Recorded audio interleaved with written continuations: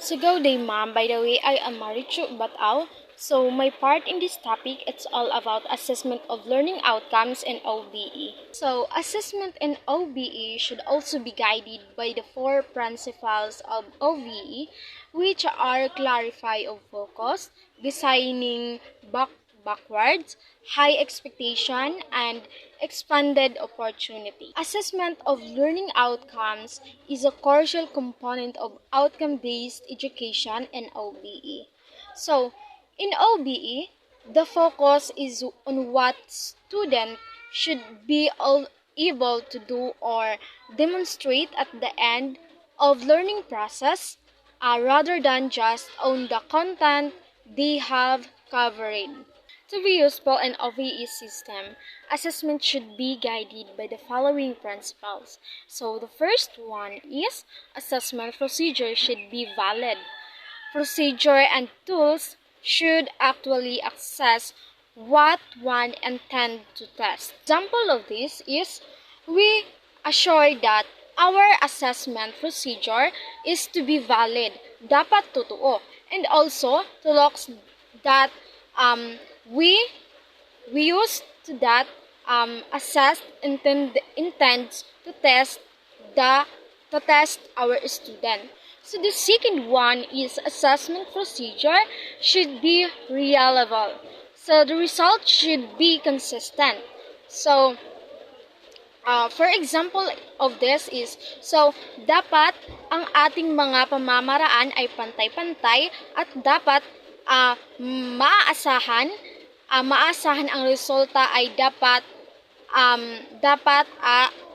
ay pari-pari. So the third one is assessment procedure should be fair. Cultural background and the others factor should not influence assessment procedure. So, of course, assessment procedure should be fair, not biased. So, and also, no matter what happened, cultural background is not affect the assessment procedure. So the fourth one is assessment should reflect the knowledge and skills that are important to the student.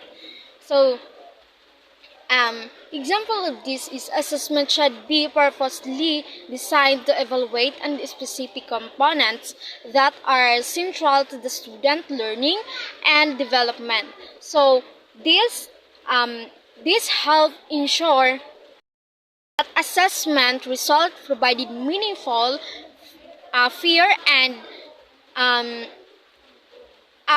actionable to support a student success. So the last one is assessment should tell both the teachers and student how students are progressing. So example of this is when assessment serve both the teacher and student, it becomes a powerful tools to support learning, and the achievement teacher can use the data to their instruction, while student can use the feedback to guide their own learning.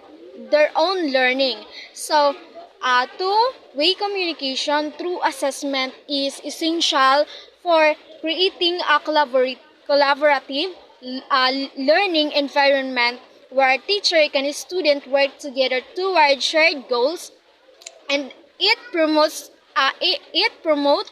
transparency, accountability, and a growth mindset.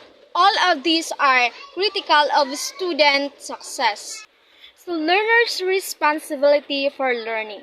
So in OBE, students are responsible for their own learning and progress. So nobody can learn for the learner. It is only the learner himself, herself, who can drive himself, herself to learn. So, those learning is a personal matter. Teacher can only facilitate that learning, define the learning outcome to achieve and assess the student to achieve those outcomes. In terms of student perspective, there are common questions that will guide them as they learn under the OBE curriculum framework. So, to guide the student in OBE learning, they should ask themselves the following questions. So, these are the common questions um, that we give to us. The example of is the first one is what do I have to learn? The second one is why do I have to learn? So the third one is what will be doing while I am learning. So the fourth one is how will I know that I am learning? What I should be learning? Where the last one is will I have any say in what I learn? This number 6 is how will I assess. So these are the following of the common question that we give in assessment learning outcomes in OBE. So in my summary, learning outcomes in OBE is a very important to us because this is the guide with us to following, and of course we know that from this we our performance base that we give our that we give to that we base from the activities that we giving to us the teachers, and so that um the student will know their performance base. That's all. Thank you.